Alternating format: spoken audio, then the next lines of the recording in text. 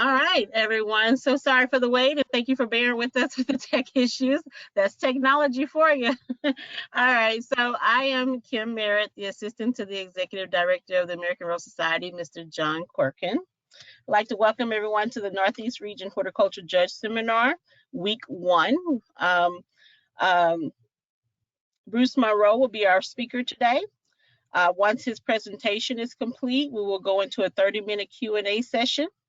If you have a question for Mr. Monroe, you can click the little hand icon that is in your control panel, and I will call your name and you'll unmute yourself and ask your question, okay? But again, that will be after the presentation is complete.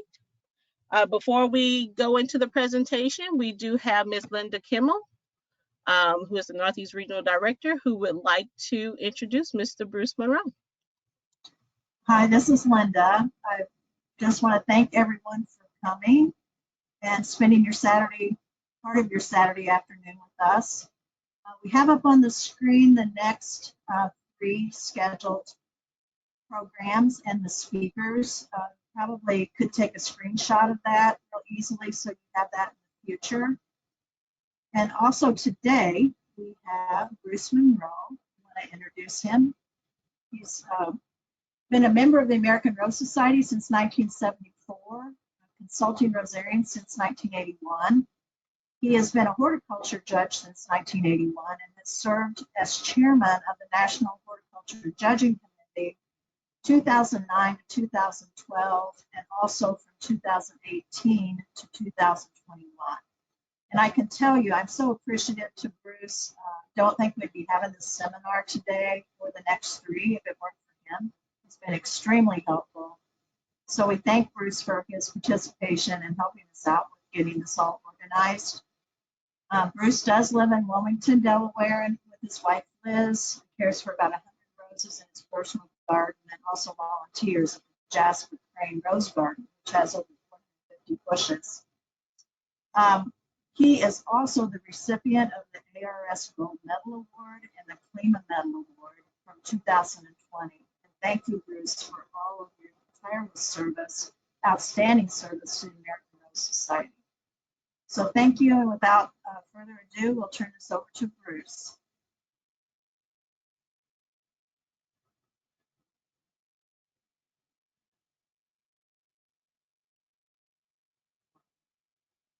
Bruce, did you get my request to present your screen?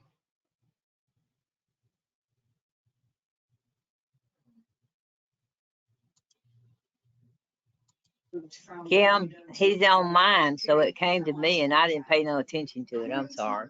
Okay, sorry.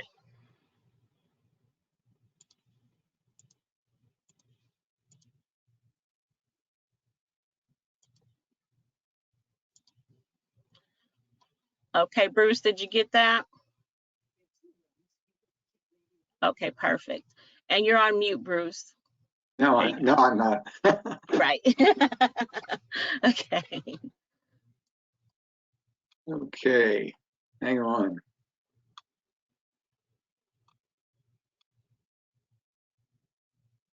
Everybody see that? Yes. You seeing my screen? Yes, we can see you just fine. Okay, welcome to the program. Good afternoon or good morning, depending on where you are. I just looked, we had 107 people online now, so with a good turnout of judges and a few candidates too. This is the first of 4 programs, as Linda explained. And my job is to talk about point scoring and judging the one-class variety show, judging challenge classes and courts of honor, judicial attitude and ethics, and then allow time for questions and answers. I hope we'll allow people to. I hope we can unmute people and let them ask their questions in person rather than trying to send them in, and we can get some discussion. But okay. Right. Let me start out by just going over some definitions, so everyone will know exactly what we're talking about. Exhibition form. Exhibition form is what you consider classic hybrid tea form. And if you don't know what that is, look at the pictures in the catalogs of selling roses, because that's what it is. It's a gracefully shaped bloom, 1/2 to 3/4 open, with petals symmetrically arranged and attractive circular outline tending to a high center. And while it's called classic hybrid tea form, it's certainly not limited to hybrid teas.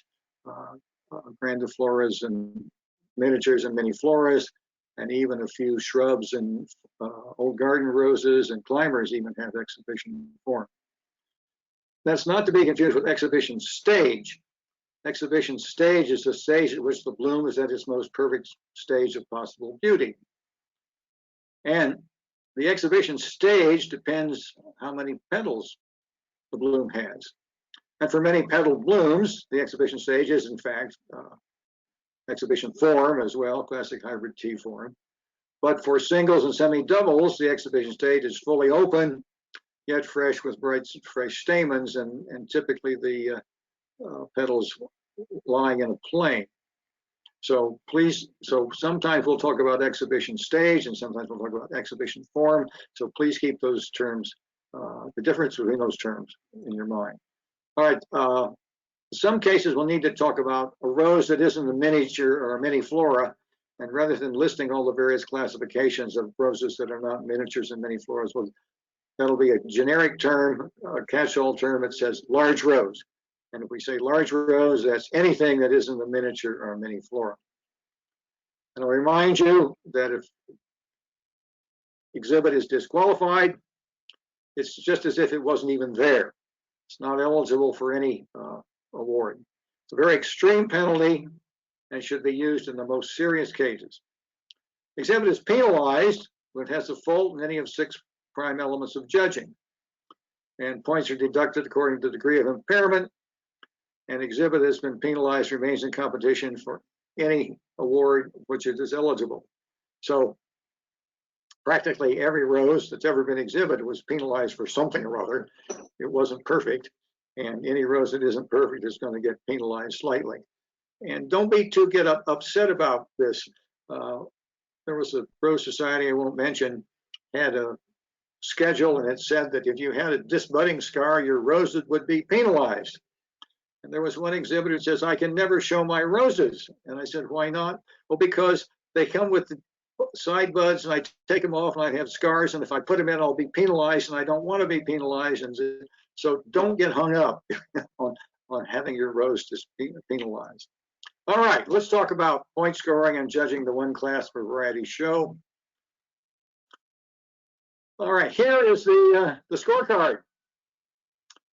Form 25, color 20, stem and foliage 20, substance 15, size 15, balance proportion 10, total 100. Now, if you're going to take the exam, memorize this, because it's going to be on the written exam in the morning, and it's going to be on the in the afternoon. You're going to be asked a point score, and you won't be given a scorecard. So maybe the thing to do is to review it right before the exam starts, and as soon as the exam starts, write it down so you won't forget it. Let me say a word about the point scoring exercise on the exam. There's a pair of blooms and a pair of sprays. You'll be asked a point score, and the way it's graded is that the grader looks at the difference that you give for each element and for the total overall, and compares it with the difference that the faculty panel, the accredited judges who also point score, have. For example, if you give one bloom a form of 20 and the second bloom 15, the difference is 5. If the faculty panel decides that the form is 19 and the difference, and the other one is 14, the difference is 5.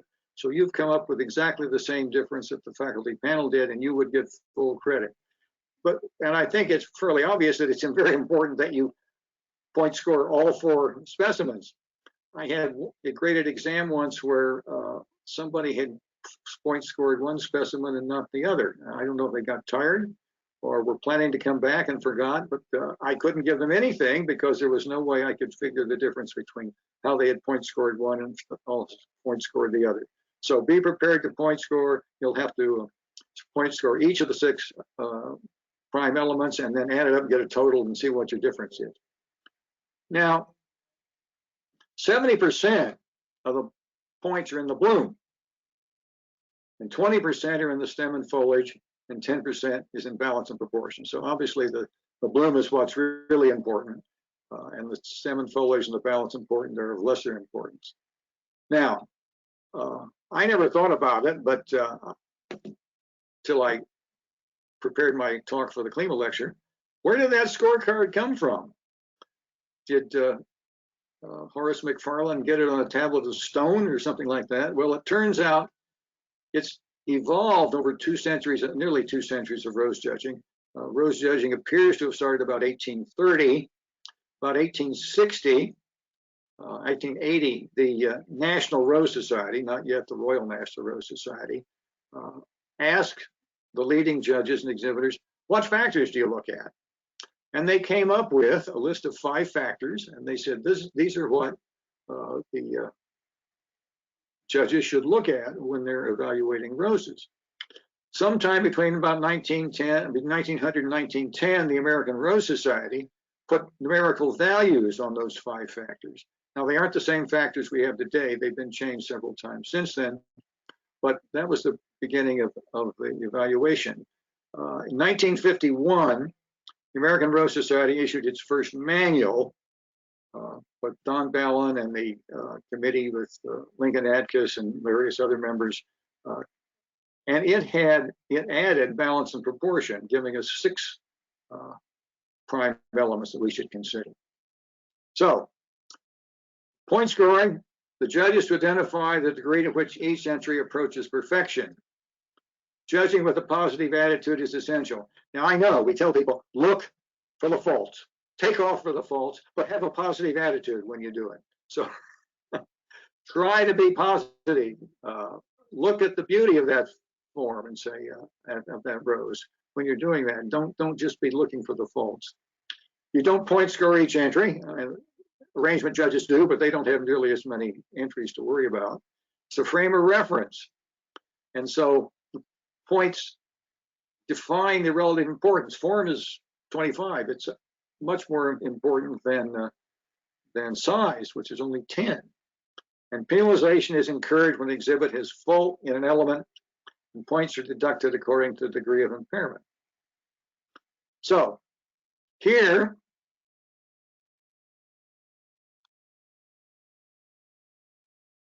is a list of typical penalizations.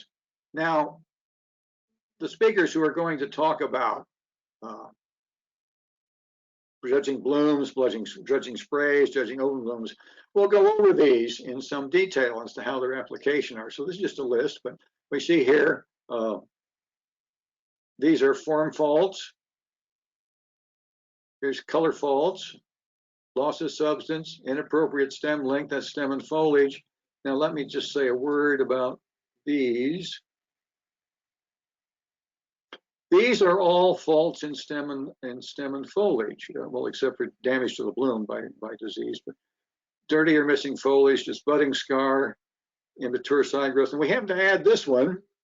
When the rules were changed, side buds and stem on stem are no longer a disqualification. They're a fault if they're a distraction. Stem on stem at the bottom of the stem is probably not a distraction. Certainly doesn't affect that 70% at the top of the stem. But so don't get hung up on faults on stem and foliage. It's altogether only 20% of the score. So things like torn and missing leaves, just budding scars, should not be overly penalized. On the other hand, don't be overly impressed by the foliage. The bloom 70%, that's what you should be paying attention to. And let me mention this one. When I took judging school, we got this long harangue about how you had to have 2 5-leaflet leaves. And if you didn't have that, the bloom was really worthless. And I said to myself, how does the presence or absence of 2 5-leaflet leaves affect the bloom at the top of the stem? And I looked through the judging manual and I couldn't find anything about it. And I said, who has time to count leaflets anyway when you're judging a bunch of roses? Well, it turns out the predecessor of the ARS judging manual was the judging of roses by C.H. Lewis. And he had this requirement for 2 5-leaflet leaves to make sure that the specimen had a sufficiently long stem. Well, when the ARS issued its judging rules in 1971, they added balance and proportion as a prime element. That would make sure that the rose had a sufficiently long stem, and they dropped that requirement. Unfortunately, all the judges knew it. It was an easy thing to apply, and so they kept teaching it, even though they forgot why they were teaching it. And it showed up not in the judging manual, where there was only a mention in miniatures that said it didn't matter, but it got into some of the supplementary materials, the supplementary questions. And I reviewed one group of supplementary questions appeared to have been written by somebody with a 5-leaflet fetish, because every third or fourth question was something about 5-leaflet leaves. Now, those things I think have been gotten disposed of. If you find anything that's talking about 5-leaflet leaves, burn it, put it through the paper shredder. It's 51 years out of date. And if you're still applying a 5-leaflet rule, you're 51 years out of date. Correct inquiry: does the foliage frame the bloom? Okay. And what am I going? I'm going the wrong way. Sorry. So the most important aspect of point scoring is consistency. You have to give the same points to every typical form fault or torn leaf or every average entry. You get the same number of points. And the thing you have to watch out is for a size. If you give an average size bloom 10 points, we'll value than what you do for a bigger than average bloom. So use about 7 for average size blooms. If it's a little small, maybe 6. And if it's a little bigger, you can move up to 8 or 9. But the important thing is to be consistent. Apply those same characters, those same attitudes to every rose you judge. All right. When I joined the ARS back in the dark ages, we had color class shows. That was every color class in hybrid teas particularly was a different class, and every rose in that color class went in there and competed for the one blue ribbon for that class. Now, needless to say, the pink blend hybrid tea class was a rather large class, but there was another rule that if there was 4 or maybe 5 of a particular variety, then they were split out into a separate class and judged individually. What this did, of course, is it forced everybody who was exhibiting to grow the same varieties, so that there'd always be 4 or 5 in each class, and they'd be split out, and they wouldn't be in this catch-all class. And it was sort of hard on people growing shrubs and old garden roses and climbers and polyanthus, because frequently they were all just in one class. So all the polyanthus were thrown together in one class, all the climbers were thrown together in one blue ribbon for the whole thing. So people decided that that was really unfair. So they changed it. They said, we'll arrange the roses alphabetically and judge each class on its own. So this is what would be generically a one class for variety show. Every class is a separate class, or every variety entered is a separate class and is judged individually. Now, there used to be a question on the ARS, on the written exam, about alphabetical shows. And at some point, everybody started missing it.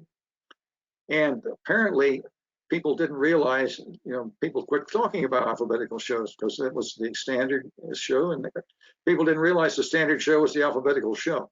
So I think that question's gone. But if you do get a question on alphabetical shows, here's what it is. Now, that's not the only way to run a one-class variety show.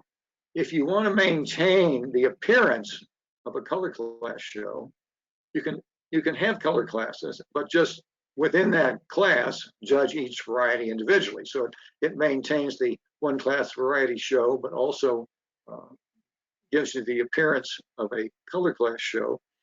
The disadvantage, of course, is the exhibitors have to look up the color classes.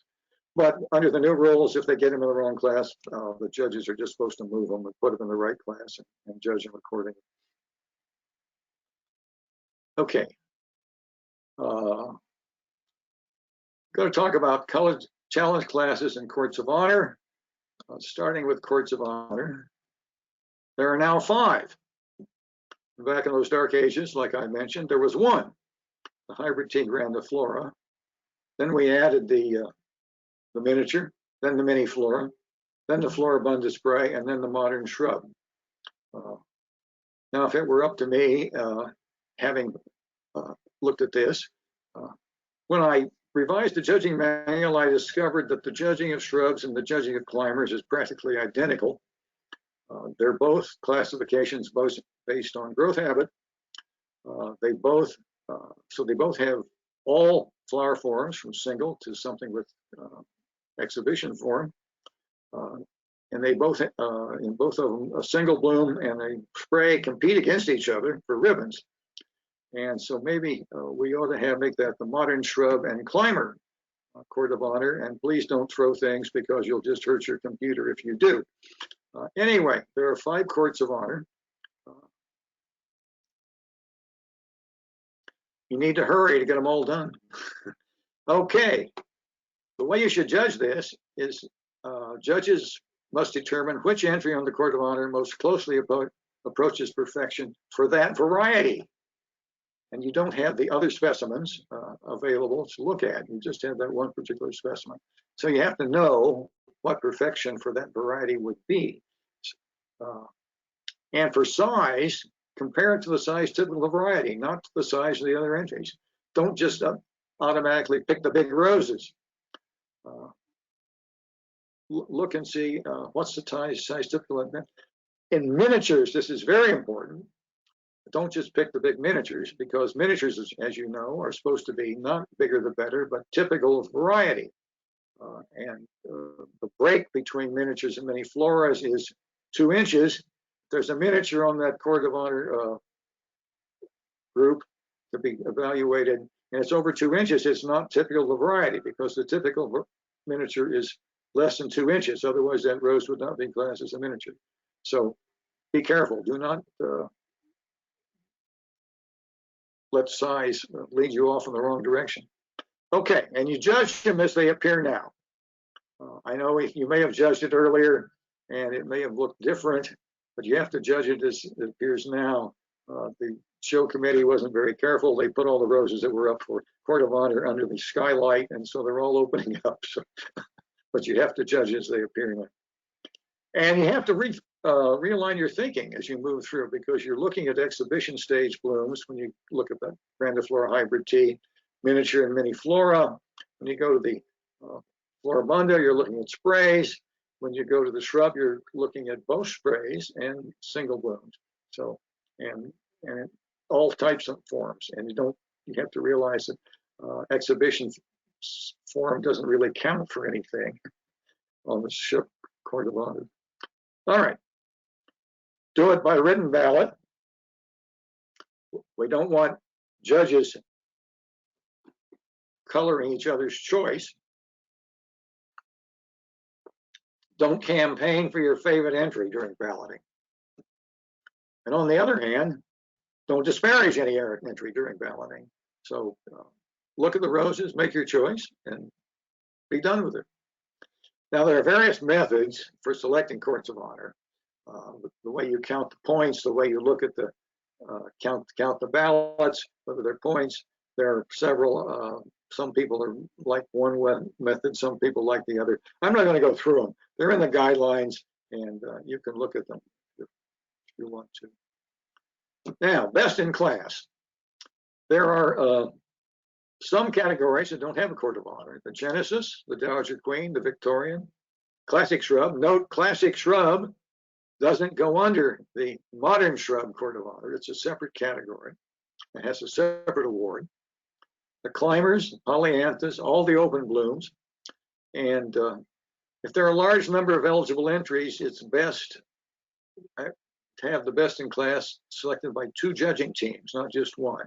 There are just a few Okay, we send one judging team over to judge it. They may only have one blue ribbon, so it's not a difficult choice. But if there's a lot and you have to choose between a number of entries, it's best to have at least 2 judging teams choose that. National rules say that at a national show, the best in class has to be chosen by 2 judging teams. Okay, now we're going to move on to challenge classes. I have a few slides here that were left over from a presentation that Susan Klingenpale made in Denver, and they're still relevant, so I will use a few of them. So what's a challenge class? It's an exhibit containing 1 or more specimens in 1 or more multiple containers placed by the exhibitor. Key, placed by the exhibitor, which means the clerks, the judges shouldn't move it. The exhibitor put it that way. Now, how do we tell a challenge class from a collection? Collections 2 or more specimens in 1 or multiple containers, not necessarily placed by the exhibitor. They may have been placed by the exhibitor, or maybe not. They've been placed by a placement committee. And it can be moved. So the clerks may say, oh, we need more space here, and just shove it over. Or another exhibitor comes in and says, I need more space, and shove it over. So you have to remember that a collection may have been moved. Now, how do we tell the difference? Well, the obvious answer is look at the show schedule, but that may not be the best, may not be definitive, because a lot of show schedules, and I know some of the ones I've written say this, there's one category called challenge classes and collections. How do you tell which is which? So if you're judging, assume that everything's a challenge class. But if you're judging a collection and it's obvious that the specimens have all been shoved together or they're not in a very attractive arrangement, you can look at the overall appearance of the specimens, how uniform the specimens are, how well the colors match, do they all have the same height and so on, but you may have to discount the arrangement because it's been moved. Okay, class requirements. Class requirements and collections are creatures of the show schedule. I wrote that when I revised the manual. You won't believe the comments I got about creatures of the show schedule, but it's true.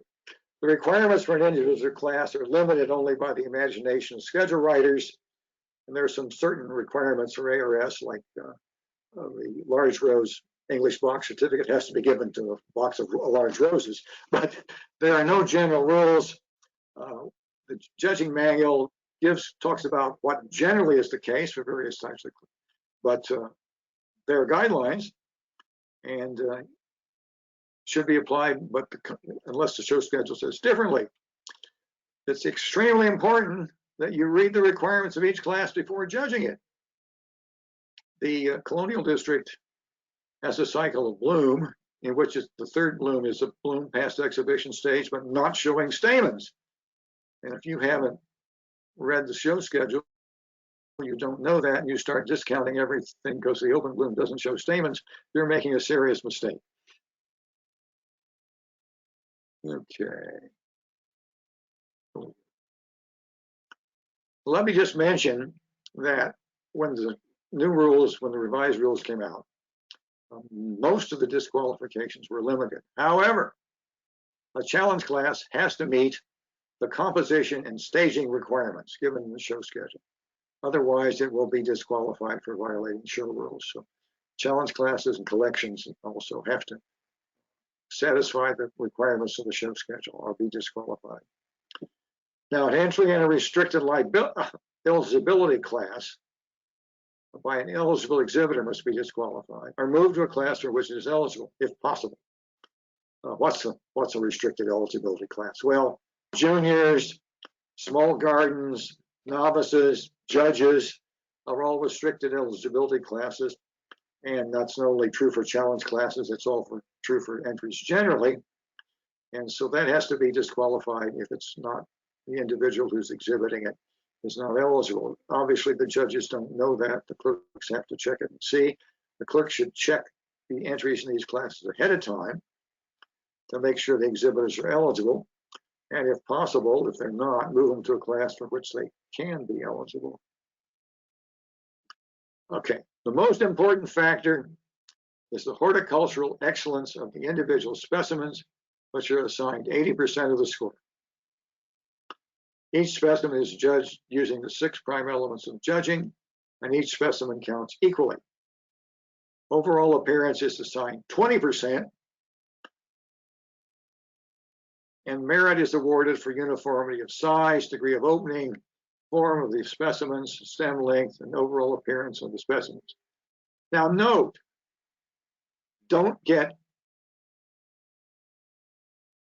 misled by the fact that the overall appearance is great. Look at the horticultural excellence first.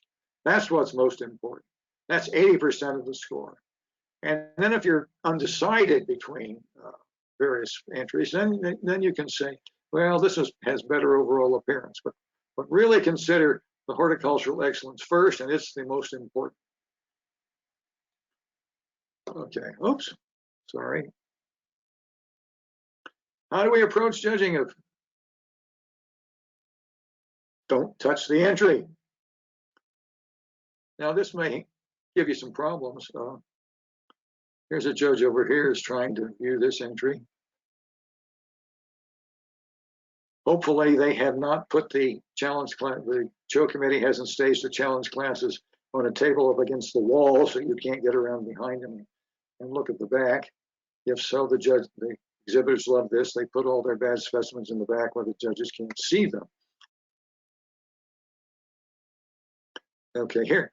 This was a show we had in Lancaster, and there were no low tables, so the challenge classes had to be staged on regular tables.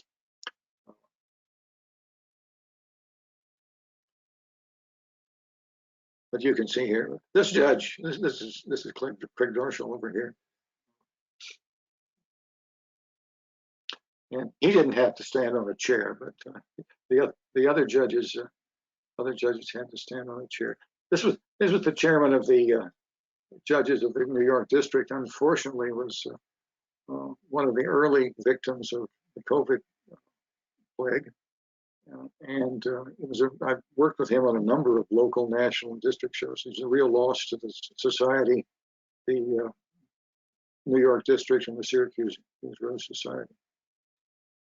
Here's Pam Coates from Philadelphia standing on a chair, but we can't move the specimen.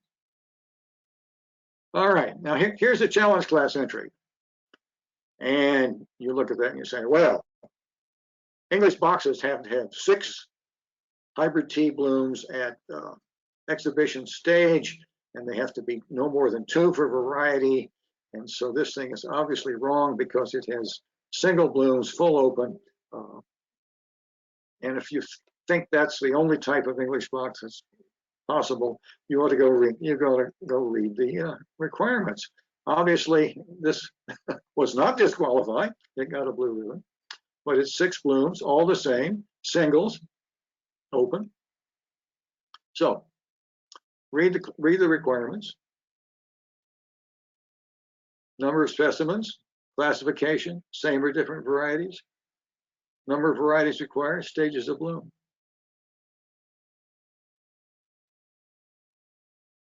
Then review to make sure that it meets the class requirements. Now, if you're at a big show where several teams are judging the challenge classes, really only the first team needs to do that, make a note, we reviewed it, and so every team doesn't go around counting specimens and so on. So here, this was a Ben Williams entry in Vancouver, actually. And I was not judging. I had all these international judges. I didn't need to judge. So I looked at this entry, and it was off to the side. And I said, well, that's really a great entry. I wonder what beat it. And so I went back to the head table. There was nothing there. And I came back, and this was a lady there counting. And she was counting, and she said, oh, it's 11 S specimens. Must require 11 specimens. Well, the Williams requires 10. The exhibitor had obviously brought out 11 and was planning to pull the worst one out and forgot. And so we ended up with 11. which is disqualified for not meeting the show schedule. So don't give 110%. You'll get disqualified if you do. All right. So assess each entry. Okay. Assess each bloom. Form, color, substance, size, stem and foliage, balance and proportion. Balance and proportion is a little bit tough to evaluate on that particular entry, but you can certainly look at the form, the substance, and the color, the size. Now, I'll remind you what the prime elements are. Okay, so you look at uniformity of form, size, stem length, degree of opening, use of harmonious and complementary colors, if it's multiple and multiple varieties, or matching colors if it's just one. All right, a single specimen challenge class. There was one Rose Society. Sometimes you see this, it's one bloom of anything by a member, or something like that. One bloom of anything by a novice or a junior. So you potentially have all classifications, all stages, sprays and blooms and so on.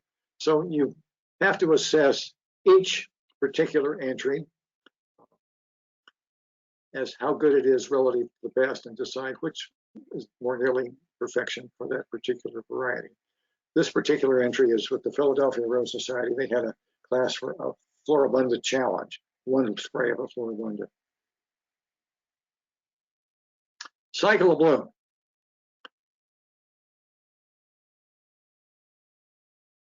Cycle of bloom calls for a bud. Well, not really a bud. A bud is not definitive to begin with, because we talk about a green bud and a tight bud. But actually what you want is what I would call a pre-exhibition stage bloom, with petals beginning to unfurl. Now I tried to put that in the judging manual, and people threw things at me for saying that. No, you had to say a bud. You couldn't say actually a pre-exhibition stage bloom, but that's really what you're looking for. Bloom at exhibition stage and an open bloom, or a post-exhibition stage bloom with stamens showing. Now, so judge this. Every specimen counts equally, right? So you judge the open bloom with the standards for an open bloom. You judge the exhibition stage bloom with standards for the exhibition stage bloom. And you judge the bud with, oops, we don't have any standards for buds, do we? Well, you can obviously look at the stem and foliage, the color, the substance, everything but the form. We don't have any standards for form. It's probably going to be out of balance and proportion because the bud's going to be small. But so you'll really have to look and see how closely does that particular specimen approach the description given in the schedule. As you can see, here we have beginning to unfurl. Here, beginning to unfurl. Notice here we've got stamens showing nicely here. Here, stamens are almost showing. But, I mean, here's one that, yeah, this really is a bud. Here's one where the petals are beginning to unfurl. Now, probably the cycle of bloom has more variation in the class requirements than any other challenge class, because some require one container, some require 3 containers. Pacific Northwest requires that you have to put them in 1 container even in this particular arrangement. When we revised the national challenge classes, we decided to make this class as non-restrictive as possible. So it's 3 specimens, any variety having exhibition form. Hybrid tea, grandiflora, miniature, miniflora, even a shrub or a climber, an old garden rose that has exhibition form could be used. 1 bud with petals beginning for 1 exhibition stage, 1 fully open, and exhibitor's option, 1 container or 3 containers. So let the exhibitor show their originality as to whether they'd like to show this in 1 container or 3 containers. If you'd like to change the cycle of bloom in your show schedules to make it as non-restrictive as possible, I suggest you use this wording. And I'll wait here a few seconds so you can take a screenshot to get that wording if you'd like it. Everybody got it? Okay. Classes without stems. Well, each individual specimen is evaluated for horticultural excellence again, and form, color, substance, and size, but you don't have any points applicable to stem and foliage and balance and proportion. So the other four are relatively more important, as you can see here. Say forms 36, colors 29, substance 21, and size 14.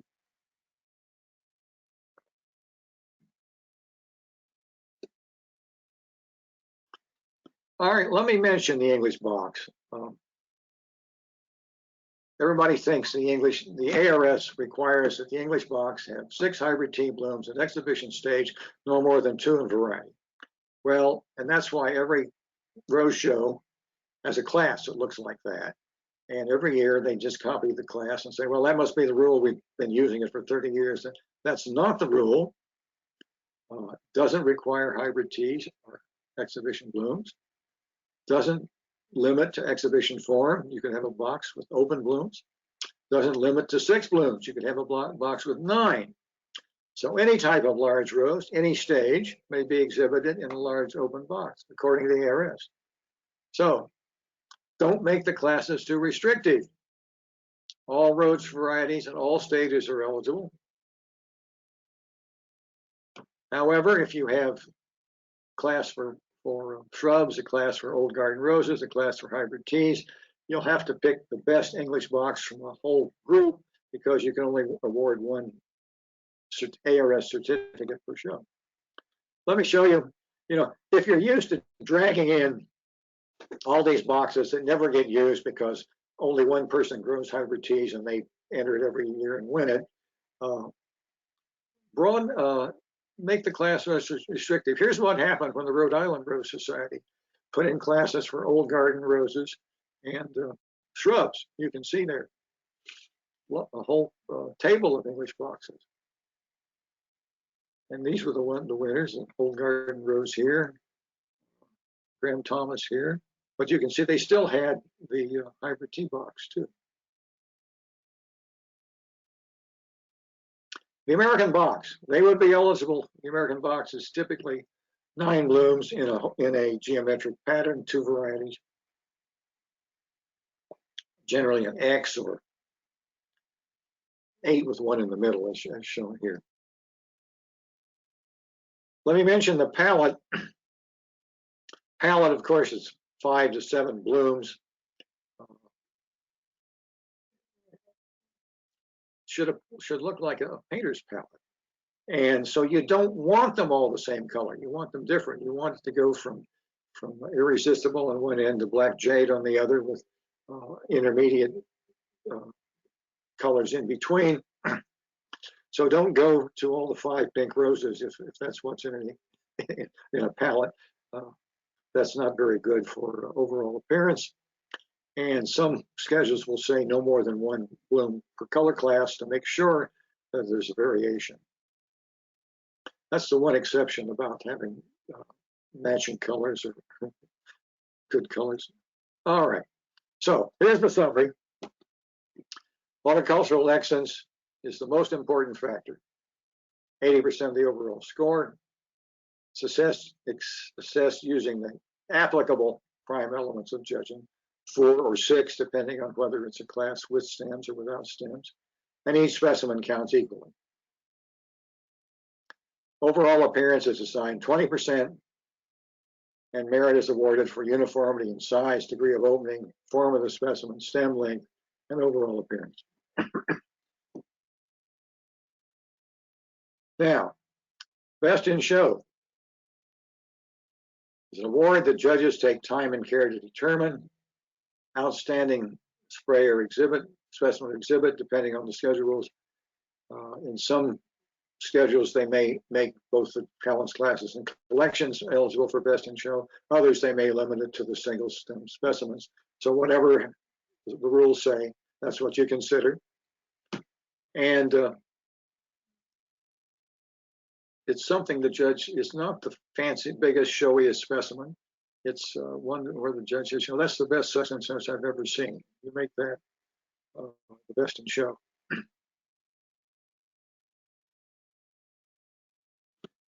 Yeah, should not be given to the largest, showiest specimen, and shouldn't be given to I like hybrid teams, so I'm going to make the hybrid team best in show. Now, let me mention, I've been to shows where they had something, didn't have best in show, they had judge's choice. That's a little different. There, you might want to go with you say, that's the one I really like. But if it's best in show, try it. It's the most nearly perfect specimen of whatever is up there. All right, here's the best in show. This is the Syracuse Rose Society in 2013. A crazy dog. All right, going to talk a little bit about judicial attitude, ethics. First of all, remind you, don't touch the bloom. Have to modify that. Under the new rules, if there are exhibit aids, cotton balls or cotton swabs left on an entry, the judge or the clerk under the direction of judge is supposed to carefully remove them. So that has to be done carefully without touching the bloom. So maybe you need tweezers or something, but at least you have to be very careful. You don't alter the bloom if you're pulling out exhibit aids. All right, stem on stem. Stem on stem is irrelevant below the lip of the vase. So you can't pull a specimen out of the vase. What's down there is irrelevant. The fact that exhibitor had to take off the thorns to get in the vase is irrelevant. So don't remove a specimen from the vase because it doesn't matter. All right. I used to teach law students, and what you do is frequently you give the class a hypothetical. Well, this happened. Analyze it. So I'm going to try that. Some of these I'm going to add. It works best, of course, in a group where we can get feedback from individual members, but rather than a presentation like this, I'm going to try if we can to ask for people to comment, and if Kim will unmute them so they can make their comments. But let's look at the first one. You're invited to judge a show, and you respond, "Thank you so much for inviting me to judge your show. I will be happy to judge your show provided the weather is bad and I can't play golf instead. So just check the weather this morning of the show to see if I'm coming." Now, I don't think we need to comment very much on that. If you get an invitation, respond, either yes or no. And if at the last minute or sometime between the time you've accepted and something happens, you can't come, notify the show committee immediately so they can either try to get another judge or rearrange their judging assignments accordingly. So that's common courtesy to make a good response, a timely response. And the question comes up, how many shows should a judge judge? And what the judging manual says, try to judge as many as you can in your area that you can get to. Number 2. All right. You arrive just as judging starts. Make sarcastic comments about the specimens you are judging. Argue with the other judge on your team. Treat the clerks with disdain. Openly campaign for your favorite roses during balloting for the courts of honor, while making disparaging remarks about the other entries. Following judging, you walk through the show pointing out to the exhibitors and to the public in general the mistakes made by the other judges. Now, let me ask you the question you're not expecting. What did the judge do right?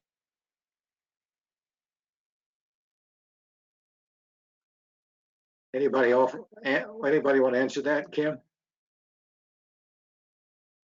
If they would like to answer it, they can post either in the questions pod that they'd like to answer it or raise their hand by clicking on the hand icon, and then I can call their name. It's on the right side of your screen. You should see a hand Uh-huh. icon at the bottom. Anybody? What did the judge Like do we right? have Mary Fogum. Okay, what did the judge do right, Mary? Argued with the other judge. Oh, you think that's good to argue? I think that's better than anything else you have on the list. If you're going to make a comment, Wait, that's actually, I'm not honest here, but the thing that the judge did right is sort of on the list. To me, the only thing the judge did right was to show up. They obviously had accepted an invitation. They did show up. And to me, everything else is a mistake. But they did show up. But thanks for your comment. You're probably right that arguing with the other judges is probably the least bad thing that they did. Thank you. Okay, let me go through this. You arrive just as judging starts. Of course, you should try to get there well ahead of time. You'll have some camaraderie. You'll get instructions. Normally, you'll get some food or some coffee. And I had occasion to judge a show down in Arlington, Virginia, and I got hung up on the Capitol Beltway, which even on a early Saturday morning is still a terrible thing to try and drive. And arrived not too long before judging started. I had a very nervous show chairman by the time I got there. So try and get there early so the show chairman won't have a panic. All right, make sarcastic comments about the specimens you're judging. The problem there, of course, is people standing around you hear them, particularly the clerks who are there. And that may be the clerk standing right beside you, that may be their entry. And here you are just making nasty comment. Why do people show this kind of junk? You know, and they might be very dissuaded about ever exhibiting again, or even staying a member of the Rose Society. So don't make sarcastic comments. As I indicated earlier, this is a search for beauty. Say something nice before you give it a white ribbon. Argue with the other judge. You know, if you real feel strongly and it's about a blue ribbon, I guess you can get another judge. Don't argue. Say, okay, you think it's a blue, I think it's a red. Let's get an opinion from another judge. Grab the first judge you see and say, is this a blue or a red? Don't have prolonged arguments. If it's about whether you want to give it a red or a yellow or a white or nothing at all, that's not worth arguing about. If the other judge feels adamantly, okay, all right, I agree with you. Treat the clerks with disdain. I mean, these people are volunteering their time, and just like you are. So, and they probably are clerks because they want to learn. So, don't treat them with disdain. Treat them nicely. They're members of the Rose Society, and you want them to stay members of the Rose Society. They're probably exhibitors. You want them to become exhibitors. So treat them nicely. Sometimes explain to them why you're making your decisions. If they ask you, explain. Openly campaign for the favorite roses during ballot. We covered that earlier, of course. You vote for your favorite, let the other judges vote for their favorites, and don't make disparaging remarks about the other entrants. Following judging, you walk through the show, pointing out to the exhibitors and to the public the mistakes made by the other judges. One of the first shows I exhibited in, Lincoln Atkins, who was did the first revision for the judging manual, was there. And I was a new exhibitor, and he said, well, let's go look at your entries. And so he walked me through the show, and we looked at all my entries, and he told me what he thought about them, and what the good points were, and what the bad points were. And I had a spray of iceberg that I thought was better than the one that got the blue ribbon. And we came up to that class, and he looked, and he sort of frowned. And I thought, well, maybe he thinks the same thing. But he said something that's a great statement you should remember when you're going through the show after it's been judged and you see something that doesn't look right, or the public's pointing out to you something that doesn't look right, and you say, well, you have to remember, they didn't look like this when they were judged.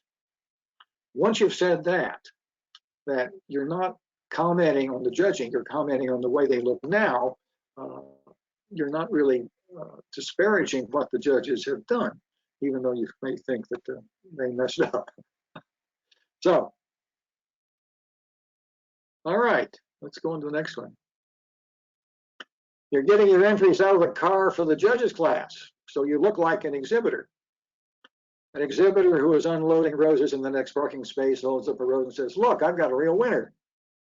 And during voting for hybrid tea granted for Court of Honor, the exhibitor's rose appears to be the best entry. Should you vote for it? All right, Kim, we got any comments there? Let's see, we have Elaine Adler.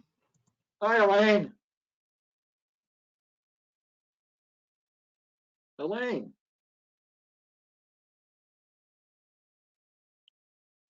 Are you there? Upper right-hand corner, Elaine, unmute yourself. I am, I can't get it. Did that work? Yeah. How are you?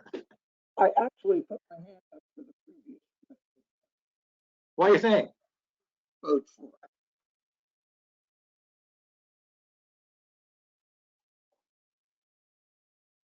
it. I think Elaine may be having some audio issues. No, okay. Sorry. Okay. We could probably go to Mary Ellen Carolyn if she's available. Can you hear me? Yep. Oh, Bruce, I like seeing you in person. And You I will. love seeing Dave Ring because he was one of my favorites. Okay, I wanted to address something and I couldn't press the button to get my 2 cents in. I wanted to tell you, these days, often the judging team is only 2. And it has happened more than once that we felt that the rose was not as named. And what we do is we call a third judge and say, what do you think this is? And that's a way of solving it. One person may not agree with the other 2, but at least it's a majority. What do you think, Bruce? What the rule says, you cannot disqualify a rose as misnamed unless you're absolutely certain. If there's any possibility it could be the rose, judge it. You can downpoint it for being not typical variety. Obviously, if it's Mr. Lincoln, it's named White Masterpiece. That's a problem. But if there's any remote possibility the rose is correctly named, you cannot disqualify it. But you can downpoint it for being not typical variety. At a national show and even at a district show, you really have to be careful because the roses grow differently. And I've been at national shows where somebody says, "Oh, that doesn't look like such and such," and you get another judge who says, "Oh yeah, that's grows just like that in our area." So you're getting roses from all over the country. But answer my question here: should you vote for this? Are you referring to the current question? Yep. Bruce, I was trying to get through to you with the other one, calling another judge in. And one of the big controversies in that particular thing was honestly one of my favorites, Double Delight. And if there's no sun and it doesn't turn red, then, oh, that's not Double Delight. But smell it and look at the prickles. I don't like that word. And you can tell that it's Double And the Delight. split senior that goes with it, right? There's usually a little mildew on it. Okay, well, this is a marvelous thing, and I am not computer literate, and I had 3 people, 2 librarians, and 1 person who found, I don't even know what this is, but I never thought I was going to get on this, and I'm so grateful that you volunteered to do this. And you are of my era, so I know Link Atkins, and people, all the people in Penn Jersey, Kaz and Frank and my favorite Ed Ward. So thank you so much for doing that. No, you're welcome. but you didn't answer my question. Should you All right. vote for this? Getting your entries ready. Look, I've got a real winner. Well, no, of course not. Well, you think it's the best entry, have but to you judge it when it's know in who the the exhibitor is. Should you vote for it? Well, it gets exciting if the parking lot is such that people are seeing roses. Oh, that's so beautiful, you know. And the public has a piece of that as well if they're not allowed in right away, and they aren't. Oh, that's gorgeous. I hope you win. You know, people are going to hear that. But you judge it as you see it when it's on the table and when you're judging it, not when it's coming out of the car. Right? Something Yeah, like that. but it's on the court of honor, and you think it's the best rose, and you know who the exhibitor is. Should you vote for it? Oh, that's a challenge, isn't it, Bruce? If that was one of my situations, I would just have to judge the rose as I see it. And if somebody's Okay. going to get hurt feelings, well, Right. Okay. Okay, Kim, who else you got there? Darlene Lowell would like to answer that question, so Okay. I'm going to unmute her. Let me just find her here in the list. There she is. Darlene, are you there?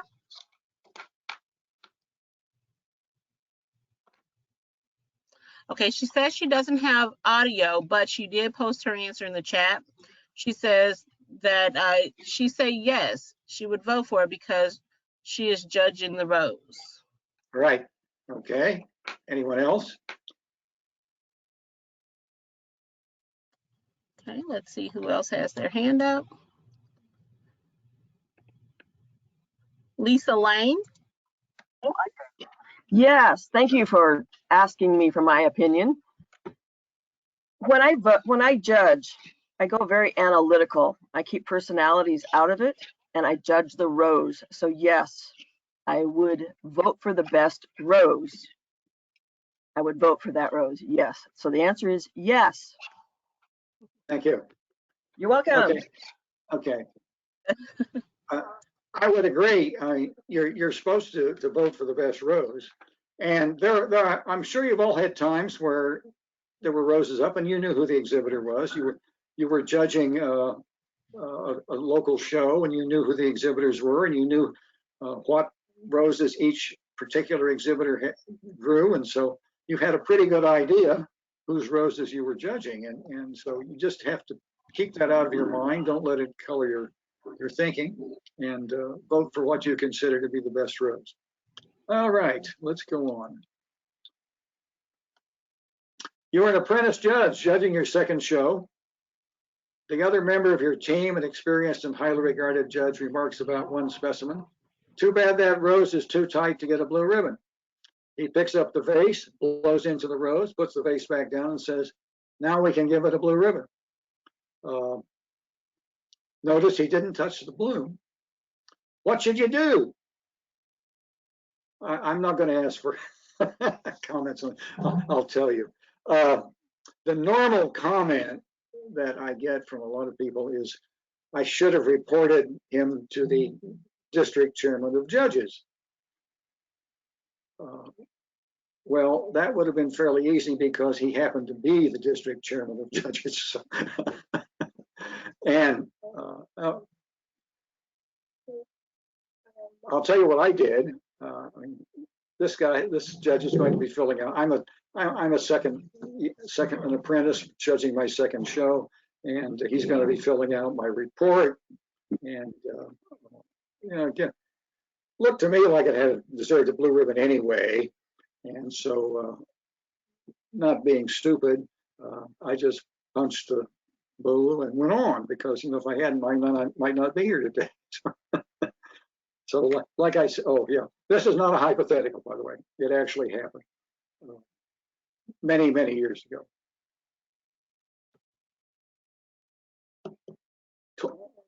20 minutes before an entries close, new exhibitor arrives with a few roses. All society members are getting in their last entries and are too busy to help. So you help a new exhibitor fill out entry tags, stage the specimens, and put them in the proper class. You later judge one of the entries and give it a yellow ribbon. Now, I get comments like, well, that shouldn't have happened because they should have had people available, or they should have offered to keep the entries open to let this individual. You shouldn't have been out there where you saw this new exhibitor. Well, what happened is the exhibitor walked in and didn't know where they were going and wandered into the judge's area by mistake. But anyway, that's a pitfall that law students get into. They get these fact patterns and they explain to the professor, well, that shouldn't have happened. Well, the professor gave you a fact pattern and said, analyze it. So that's what I'm giving you. This is what happened. Analyze it. What should you do? Okay, who wants to comment on that? Okay, looks like Edward Cunningham has his hand raised. Hi, Ed. Hey, Bruce, how you doing? Okay. Good. Yeah, I take a quick look and see if the guy has an armload of blue ribbons, and I'd think one thing. And if he's like a new exhibitor, then I'd say, yeah, sure, help him is not a problem. Okay.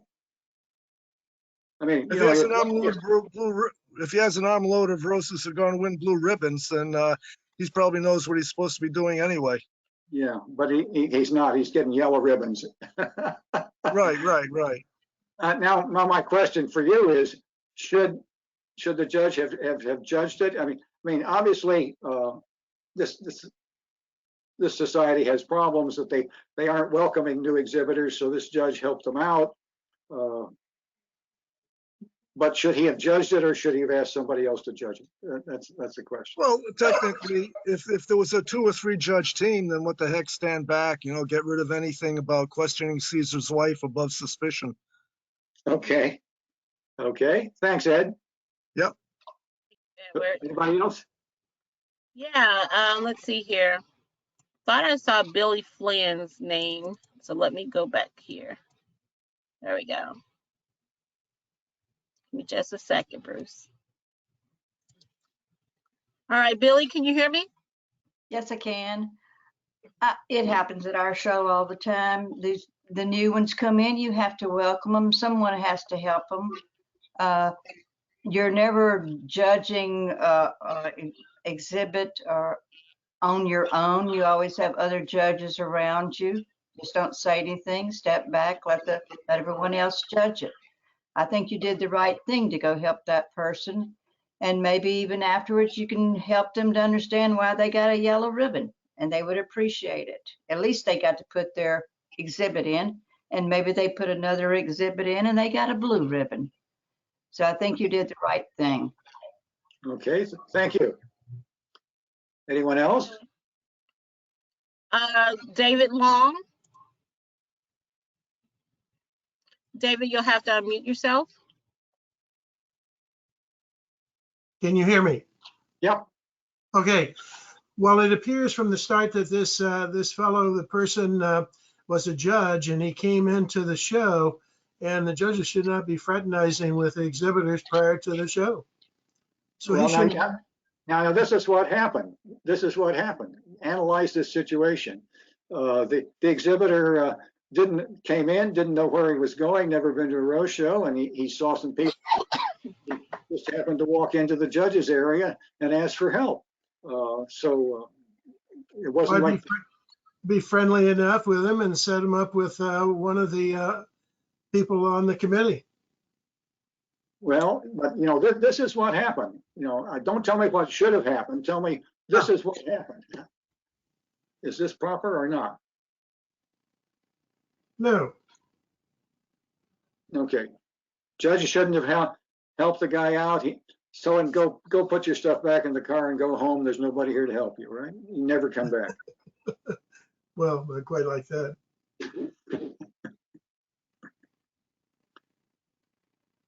Okay, anyone else? Thank you, David. Tom Mayhew. Hey, Tom. Tom, you'll have to unmute yourself. Yes. Yeah, hi. No, I think he did the right thing helping him. And then when he recognizes that he has already seen this rose, he should step back and tell the other judges, I know who entered this, and I'll just step back and not judge this rose. Okay. Thank you. Thanks, Tom. let me say, the answers, I'll cut this off here. The answers are pretty much what I've gotten in the past. Either what the judge did was proper, and the only question then is, should the judge have judged the entry or should a judge not have judged the entry? And people go both ways on that. But typically, as was pointed out, normally there's a judging team, and the judge can just not say anything and let the other judge decide what our judges think. Oh, I think this deserves such and such, and just shake your head and say, okay, that's fine. All right, let me, we got couple more. All right, the theme of a rose show is it's a world of entertainment. There's a special challenge class, a bloom or a spray of a rose name for an entertainment personality. And you've got Ronald Reagan, Julia Child, Betty Boop, Hula Girl, Memphis King, Don Juan, Wife of Bath, William Shakespeare, and Frederick Mistral. And what should you disqualify if not conforming to the class description, or what should you do? Well, all right, Ronald Reagan was an actor, Julia Child was a television, Betty Boop's a cartoon, not sure what Hula Girl is. Memphis King, does that really refer to Elvis or not? Don Juan's a character in the Mozart opera. Wife of Bath, a character in the Canterbury Tales. Shakespeare's an author, and I had to look him up, but William Frederick Mistral is also an author. So what should you do here? Who wants to comment? All right, we have Rita Van Litten. Rita, you'll have to unmute yourself. Okay, this isn't the one I raised my hand for, but okay, I'll give it a go. Julia Child, yes. Betty Boop, is she still an entertainer? You disqualify some, is that right? Or what else could you do besides disqualify? Personality. Hula Girl, I have no idea. Memphis King, I'm not sure if that's what else. Yeah, I'm trying to think of who I would say Wife of Bath, I would not. But I don't know that I would disqualify them. I might not give them a ribbon because they don't really qualify for that description, but well, is there anything else? I don't think I would disqualify them. I think I would. Is there anything else you could do? Hmm? You can find out if there really is a Hula Girl. And I really, like I said, this isn't the one I raised my hand for. But what did you want to comment on? well, it was, don't worry about it. It was actually the one where it said, what mistake did this, or what did they do right? What did the judge do right? That was the one I had my hand up for, but that's okay. Okay. You got me stumped. I would definitely, first of all, I would look at the roses and are the roses even worth having a blue ribbon? I think I would, nope, entertainment personality. I could not go with the authors or the characters. I would maybe say yes to Ronald Reagan, Julia Child, even Betty Boop. But I think that's, and who did you say Frederick Mistral was? He's an author. He's like William Shakespeare. He's an author. Okay, no. I don't think I maybe would talk to the committee and find out. Yeah, what would you ask the show committee? I would say these are, in my mind, these are entertainment personalities. Do you accept them as entertainment personalities? Because this was their, this is their schedule, and right. 9 times out of 10, they would say, yeah. Right, they wrote the schedule. Ask them what they had in mind. Right. I don't think I would leave it to myself. I would ask the show committee. Would you accept this? Yeah, for all you know, every exhibitor checked with the show committee before they put their entry in and was told it was okay. And if you go disqualifying, people are going to be awfully unhappy with you and with the show committee. The show committee might be unhappy. So Yeah. I would let them take that one. I don't think I would be the one to quote unquote judge it. Yeah. One solution is you just allow them all. Yeah, right.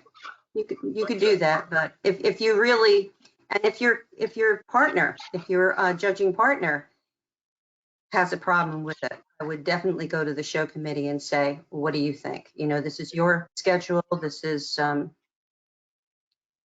do you accept these? What, Frank?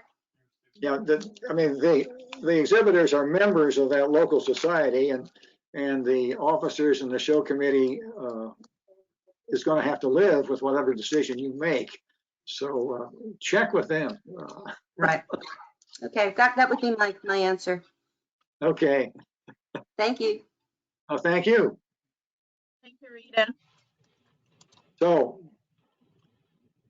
the proper thing to do is, if you don't understand, if the description of a class is unclear, or you don't understand it, or you think there's a problem, check with the show committee. They wrote the schedule. They ask them, what did you have in mind? And as I pointed out, it's possible that everybody checked with the show committee ahead of time, or and whatever decision you make, the local group's going to have to live with. So, okay.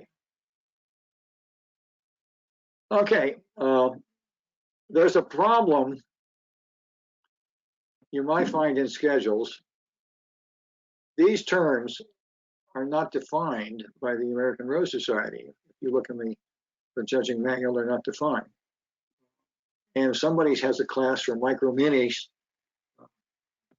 doesn't define micro mini, you're going to have to ask, what did they have in mind? Now, typically a micro mini is defined as 1 inch, but decorative is another one that's very difficult to define. Blend. When I was national chairman, there was a district called me. They said they put in a challenge class for 3 blend roses, and it was won by 3 touch of class. And the exhibitor and the judges said, well, the classification of touch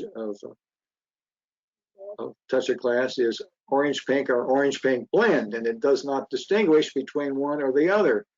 Now, you could say, you could define blend the way the Supreme Court defines pornography, which is I know it when I see it, or what they ended up doing is they limited the class to the 3 categories that are only blends: pink, yellow, and red. So it had to be a pink blend, yellow blend, or red blend. So they definitely were going to get blends. English rose. English rose is the term used by Austin. But if somebody puts in Queen Elizabeth and says that's an English rose, how did they define English rose? And the American Rose Society has divided the shrubs into English style roses. And which I think is terrible, because I do not think that the general public or the rose industry or even the ordinary rose exhibitor can distinguish between the subtle difference between English rose and English style rose, and it's going to be a constant source of confusion. And I would prefer we call them antique style roses, because that's more descriptive. But that's my opinion, and you can throw things at me again if you want to. Trailing rose, floating rose. I've heard of where there are big arguments and discussions about whether or not a rose that had a short bit of stem remaining that touched the bottom of the container was a floating rose. Well, it kept it in place, but it wasn't free floating. It was floating, but not free floating. The way you can avoid this is you write your class and say, whatever displayed exhibited in a bowl of water rather than floating in a bowl of water, and then whether or not it's floating or free floating doesn't become an issue. Okay, now my next. Okay, I gave a talk to Garden Club judges some time ago, and I wanted to talk about form faults, and so I told the computer browser, show me a bunch of pictures of roses, and it did. It showed me hundreds. And I picked out some with form faults, and you can see them here, the double delight, of course. And I made up this slide. I made up several slides. But, you know, these were posted on the internet. I don't know who posted them.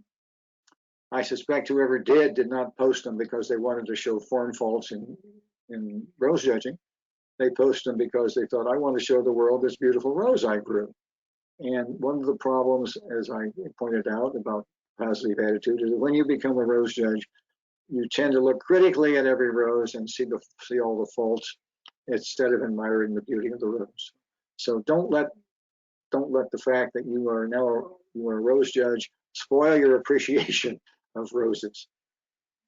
So stop and smell the roses, enjoy the roses. This is my garden 2 weeks ago, which I thought looked pretty good for the middle of July. These are Bailey shrubs over here, penguin shrubs, mostly floribundas here. There we are again.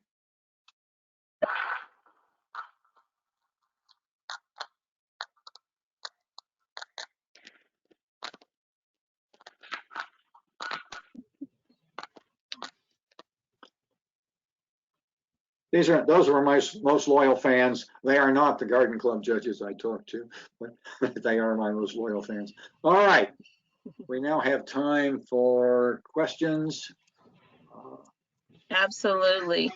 Before we go into the Q&A, Bruce, I forgot to mention earlier, if you're watching this webinar with someone else, please post in the questions pod who you're watching with.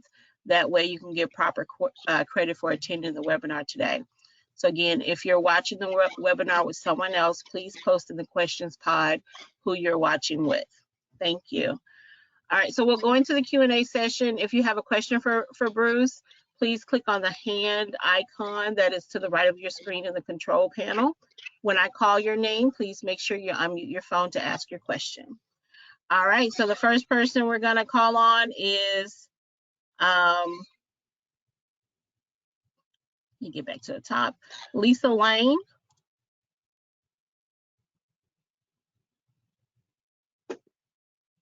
Thank you. My question is, when is it appropriate to report a judge to your chief judge, your district chief judge? Oh, I don't really have an answer for that. What did a judge do that you Got behind me, grabbed me by the shoulders, shoved me into a table, whiplashed me, and she was mad because I was talking to another judge. After the show, we were discussing just arrangements and that kind of thing, and just looking at them from the perspective of arrangement judge. But she didn't like that she didn't agree with my opinion, and apparently she'd been overhearing me, and she came up and shoved me into the table. I had to grab myself to keep from falling. That's rather extreme. Yes. That's almost assault. It was assault. Yeah, I guess that would be report to the district chairman of judges, something like that. But I thought you were going to ask about a judge who was having trouble making decisions or something like that. No, I'm talking about ethics. Yeah, that was rather extreme. It was. Yeah. And I was told by other people not to do anything about it. I think I would have. Yeah, I think I should have. Yeah, thank you. Kim, can you make me full screen? Stop sharing your webcam, not your webcam, but stop sharing your screen. Oh, how do I do that? At the top, it'll say stop sharing. Oh, wait, here we go.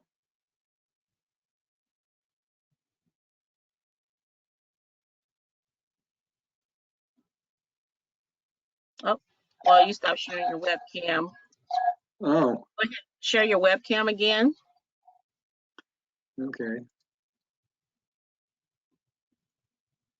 And then stop sharing your screen. Hang on. Let me see. I gotta turn the webcam on.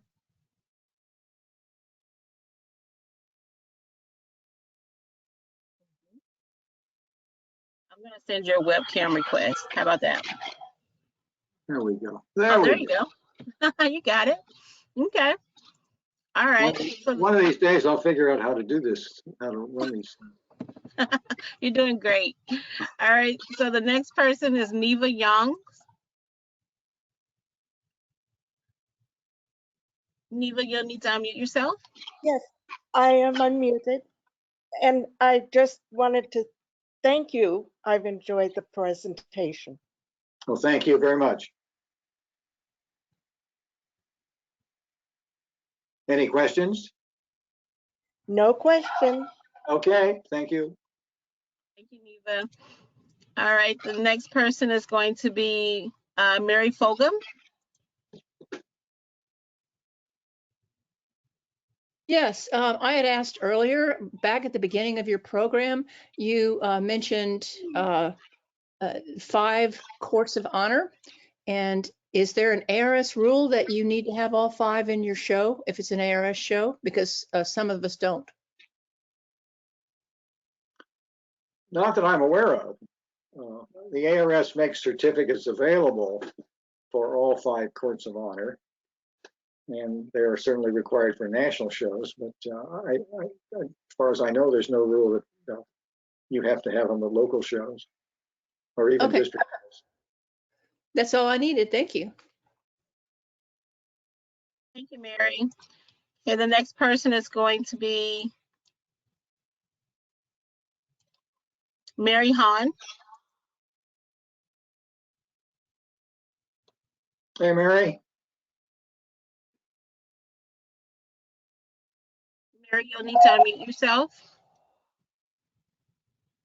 Sorry, I thought I put my hand down. Upper right-hand corner. Yeah, it's off. People can hear you, yeah. Hello? Do you have a question for Bruce, Mary? No, sorry, I thought I put my hand down before. Oh, okay. Thank you. Okay. Lisa Lane. Again? Your hand was raised again. So do you not have a No, question my for hand Bruce? is down. My hand is down, but I would like to thank Bruce very much. I did learn some things today. You're a very good teacher. Thank you very much. Thank you. Okay. Linda Agwizin.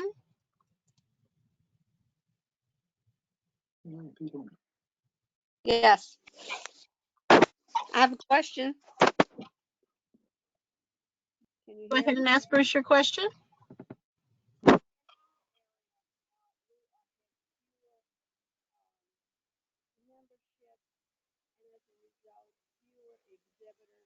sorry, Linda, we can't hear you.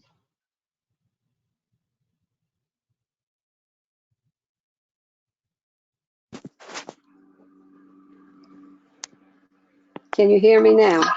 Yes. Yes, ma'am. Yeah, we have a small membership in various societies.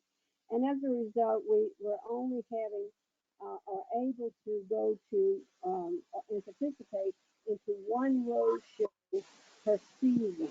Okay? Linda, I'm so sorry. Your phone is very muffled and it's hard to hear you. I'm sorry. Okay. Can I try this? Is this a little better? I'm working off of an iPad and I've got my speaker up as loud as I can. You're perfect now. We can hear you perfectly now.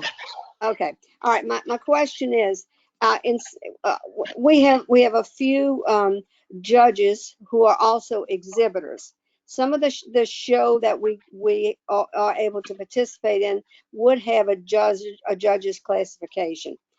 Why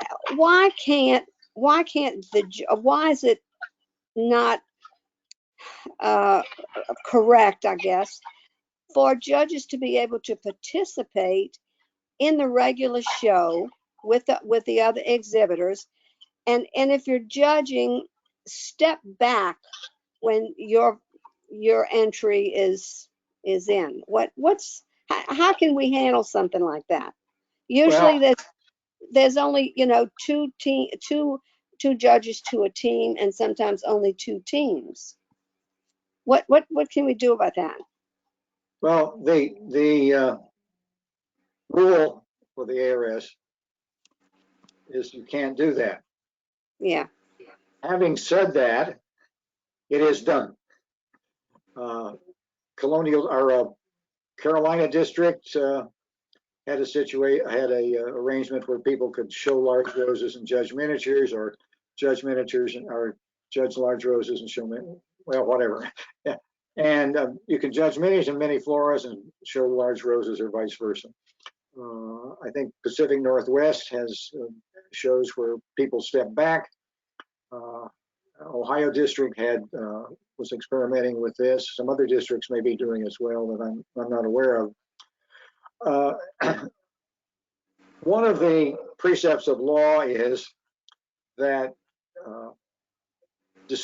judicial proceedings have to be fair, but not only do they have to be fair, they have to appear to be fair. So the question I have is, do the exhibitors in these places where judges are also exhibiting, and do they think that's fair? If the local society or whatever group it is thinks it's fair, why should we complain? So to me, that's the test. Does the local society or the group that where they have judges exhibiting and also judging think that's fair? Now, I appreciate the fact that in some areas, if the judges didn't exhibit, there wouldn't be any exhibitors, and if the exhibitors didn't judge, there wouldn't be any judges. So they obviously have to think that's fair, otherwise there wouldn't be a show. So once again, so my bottom line is, to the people who are infected think it's fair. Thank you. Bruce, this is Diane Summers. Hi, Diane. Hi there. Hey, I just wanted to mention to the group that, yes, there are many different societies, sometimes districts, that are enabling their judges to judge one way or another. And there's, various ways that they do that, so that to make sure people are comfortable that everything is fair. Satish Prabhu is, he's chair of the Horticulture Exhibitors Committee. And he is actually putting together some review with his committee of various options that societies might use so that judges can enter the Rose Show. And so we'll look forward to hearing more from that committee that provides just some insight as to what some of the shows around the country are doing. Just to provide some, some tools and background if a society or district wants to try that. Okay, thank you. Thanks, Diane. You're welcome. As of right now, it's officially against the rules, but it is done by a lot of people. Okay, next question. Okay, looks like we have Tony Simonetti. Hello. Hi. I appreciate the presentation. It was very informative. Now, I'm not a judge, and I'm hardly even an exhibitor. I exhibited for the first time at the Connecticut Rose Show this year. So but I'm interested in this area as a newer member of the Rose community, I guess. I've been a consulting rosarian, I think, for 2 years now. So my question is this: how does one actually embark on this journey to become a judge? I mean, I understand you have to take these classes, and there's an exhibition requirement and a practical test requirement. Is that the complete picture?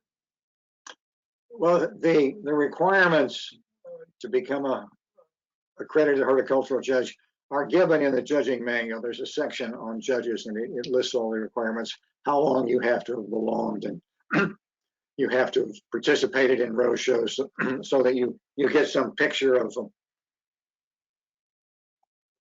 what goes on at a roadshow. There's an official application form which you can get from your district chairman of judges, and I think it may be available online too.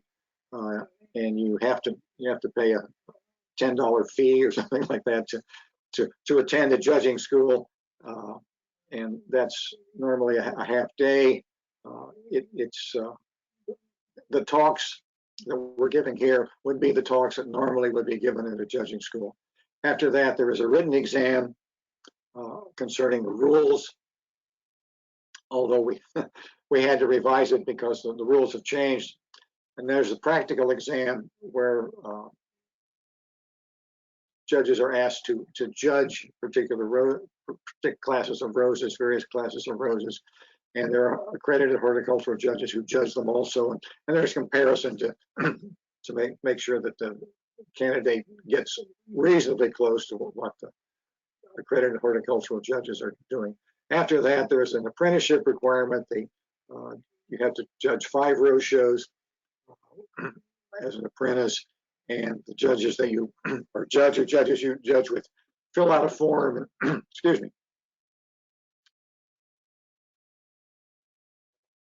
Send it to Shreveport. When Shreveport gets 5, they go to the national chairman who reviews them, and if they're all positive, the national chairman approves it, and the individual becomes an accredited horticultural judge. So first of all, look in the judging manual. It's online, and there's a section on horticultural judges, and all the requirements are given there. Thank you so much. And I'm just assuming that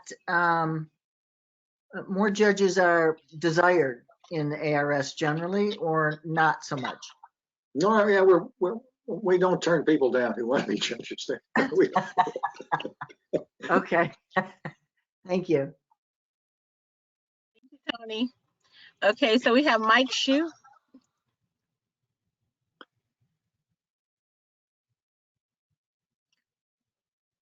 Mike, you'll have to unmute yourself. Okay, I'm unmuted, I think. Hey, we're getting a lot of people from Rhode Island. Yes. Hello, Bruce. I'd like to circle back to that question about judges exhibiting in shows in which they judge. The Canadian Rose Society, for example, has allowed that and has allowed that for years. And when Angie and I go up north into Montreal to this show, very often I'm invited to judge at the last minute. Well, I brought up a bucket full of roses, and that's okay. We judge in teams of 3, and when you encounter a class in which you have an exhibit, you indicate that to your judging partners and you step back. They don't know which one is yours, and they don't care. So they judge the class, and then you rejoin them, and they go on. It's a system that's very simple, and it works, and it's fair. All right, thank you. Do you have any trouble getting those roses through customs into Canada? It's not difficult to get them across the border into Canada as long as they're cut stems. You can't bring them over in soil. If you bring them in soil, the Canadian customs won't allow them in, but they will allow in cut stems. The question becomes is when can you bring them home across the border? And the answer is no. You cannot bring horticultural specimens in soil or out of soil back into the United States unless you have an import permit. And we didn't. So when you go up north of the border, you expect to leave your roses there. Okay. Thank you. You're welcome. Mike. Okay, Lee McNeil, I see that you have your hand raised and you may have a question, but your microphone is not activated. So if you want to post your question in the questions pod, I'll ask the question for you. The next person is going to be Louis Arce. Okay. All right. Yeah, I was concerned about the comments you had about the judging categories. I know that in when I've judged in various shows, different districts and also locally and in local societies, there's always a judges category where judges may enter, but it's limited. It seems it never bothered me at all, and I don't know why many judges would be overly concerned about these things, because generally you're traveling and when you come to judge a show, you really are interested in the regular membership and their roses. And I'm more interested in where I'm going and in the roses that are being shown in that area. And that's what I'm satisfied with. Sometimes I will bring a rose and I will just put it in the judge's category. So that's my own experience. But also interesting point in my mind was the frequency of schools. Now I feel that people are addressing the concern. It may not have been apparent, but with the COVID few years, a number of people simply have not been able, have passed away. But I had also people get sick. So this past year, which we generally would have around 9 judges doing the Long Island Rose Society, we were down to really 4. And they had to do both the arrangement judging and also the regular horticultural and collection classes. So, you know, it's good that you are paying attention, and I am very grateful for this seminar and all the other weeks that are coming up, which is allowing more people to go through the process of attending a judging school and including an exam. That's just all I wanted to say. Well, thank you. As a judges class, we would encourage judges to take roses if they have them. Sometimes, you know, you're judging out of your area and either your roses are all gone or they haven't started to bloom yet. And we encourage societies to put a judges class in and make it as non-restrictive as possible, because if they say one hybrid tea, somebody may be coming someplace where miniatures are blooming but not hybrid teas yet, or maybe hybrid teas are gone but shrubs are blooming. So we normally say just say a bloom or a spray of anything into a judge's class. And you know, if you're coming from a long distance, you know, if I'm going to judge from Delaware to judge the New England Rose Society, I probably won't take things because it's a long trip up there. But I'm going to one that's nearby, I probably will if I have anything. Yeah, well, we have not had any judging schools for about 2 years, and so we're beginning to see some now. You have candidates for Syracuse, don't you, Lois? Yes, there are candidates, yeah, completing their arrangement accreditation, I believe. Yeah. Okay. Okay. Next. Thank you, Louis. You're welcome. Okay. Mary Ellen Kiernan, did you have, well, she just unraised her hand. Okay. There's no one else with their hand raised. So if you have a question for Bruce, we have about 5 more minutes. Please go ahead and raise your hand. Okay. I must have answered everybody's questions, so nobody has. Oh, it looks like we have Helen Moyat. Oh, good. I said that right. Hi, can you hear me? Yeah. Oh, good. Hi, I thought I had my hand raised all this time and I didn't. I'm learning the system as well. Thank you for this presentation. It's really good and I appreciate it. I haven't judged in a couple of years, but I am a judge. And the question I have is regarding bloom size of a rose versus the entire rose presentation as far as balance and proportion and size. I'll try to put this in a better wording. I've come across, when I have judged, roses that are just perfect when it comes to the size bloom, the foliage, the stem, very symmetrical and very aesthetically pleasing. And then there are other hybrid teas that have very large blooms, almost as if they were fed, 7 days in a row for 3 months. But but and they're very large and they're beautiful, but they seem out of, they don't seem,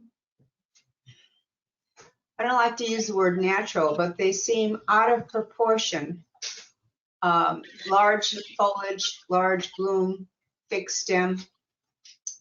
And I have a tendency to go for the more, I guess you would say smaller, or something that's more symmetrical. And I come across this in judging as the judges I've judged with usually like the bigger bloom. And I know most of the points are in the head. However, it's not as I guess it's a personal choice. It's not as aesthetically pleasing for me to see something that seems disproportionately too large. Am I making myself clear? Yeah. Oh, Yeah. good. Yeah. Well, yeah, the bloom is large, and so it gets good points for large, but its balance proportion is poor, so it gets downgraded for balance and proportion. I understand that. And which do you think is more important? What do you do with some of these mini flora? It's more of an aesthetic question instead of being judged. Instead of using a certain guideline, I think it's more of an aesthetic thing with me, which is I like everything to look more in proportion.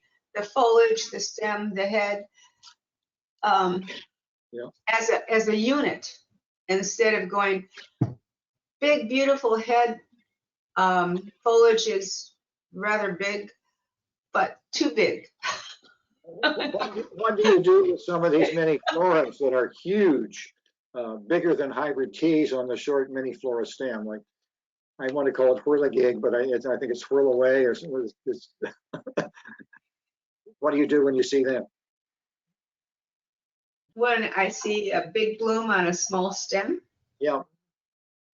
Oh.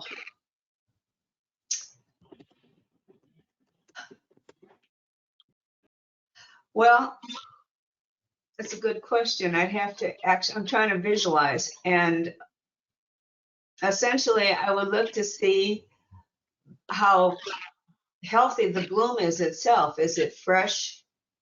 Stamens are good. There's nobody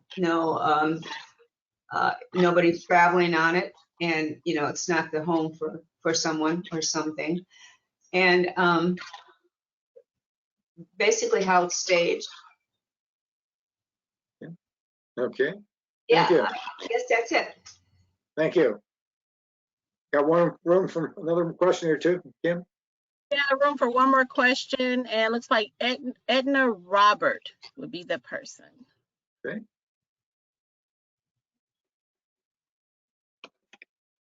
Edna, if you'll have to unmute your phone. Yes. Okay. I'm going to call this an advisory. Okay. I do appreciate the program, but I have been a judge for a long time. During COVID, we were unable to have shows or to judge. I feel that we should have 2 years added to our judging credentials rather than, eliminating the 2 years. I hope I make myself clear. But anyway, in our district, we are losing a lot of good judges because they said we haven't judged for 2 years and I'm not going to take the time to attend a school. Is there something that can be done about this? Well, when I was national chairman, I extended everybody for 1 year because we thought that was how long the COVID would last and how long people would not be able to judge. As was mentioned, someone said, I haven't judged for 2 years. I haven't judged for 2 years either. So I'm in that same position. As of right now, I don't have any power to do anything about it. Don Myers, who is national chairman of judges, and Diane Summers, who is president, have the ability to extend that. Diane's on. I don't know if Don's on or not, but they're the people you should contact and say, hey, this is a real problem in our district. Which district is this? This would be Deep South. Deep South, okay. Hey, Bruce, this is Carol. Don Myers hasn't approved another year, so we've got 2 years. Okay, Yeah. thank you. I didn't know that, so thank you. Well, I thank you for letting people know that, especially if they're on this program. Right, and this is Diane. So this is the first time we've actually had a school like this for horticulture judges. And so this is a pilot program, and I do want to thank Linda Kimmel for all of her time and effort to step forward as a regional director and put this on. But clearly, we'll make it better, and, I think it'll go just fine based upon we have this hybrid kind of model going on where judges can receive credit for attending the sessions, and then we're going to have a in-person test and practical period of time. So we're working through that. We expect to actually do the same for arrangement judges. And so we're learning from how this one goes. And then next year, the idea is we'll do an arrangement school, a virtual or a hybrid program like this as well. So more to come. We continue to learn, and we continue to try to make things better for everyone. Thank you. Anything else? We out of time, Kim? Yeah, I think that was the last question. So we'd like to thank everyone for attending today. Thank you, Bruce, so much for putting on a wonderful presentation. This presentation will be available online next week.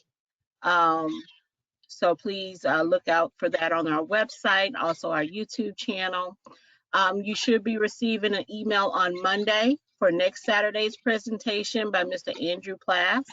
That presentation will also be at 1 p.m. Central. So again, you should receive an email on Monday with a registration link for that. Okay? Will this presentation be posted on YouTube? Yes, on YouTube and the rose.org website. Let me warn people, I wanted to see my CLIMA presentation, which was on YouTube, and so I'll search Rose and Monroe. That ought to bring it up. And what happened is I discovered that there's a stripper, I mean an exotic dancer who performs under the name Rose Monroe. And she appeared to have, I didn't investigate further, but she appeared to have posted several of her routines on YouTube. So I searched American Rose Society in Monroe and I found it. So don't search Rose and Monroe unless you're interested in seeing Rose Monroe's routines. Yes, so if you go to YouTube and you search for American Rose Society, you'll see our channel, and then you can see all the wonderful programs we have there, including Bruce's CLIMA presentation. All right, so again, thank you all for attending today, and we will see you next Saturday. Have a great weekend. Thank you very much. Thank you, Bruce. Linda Kimmel. I also, besides thanking Bruce, who's done a great job, I also want to say thank you to Kim and John for giving up their Saturday. Very much appreciate all the staff at ARS. Thank you. Thank you, Linda. Have a great weekend. Thank you. Bye-bye. Bye.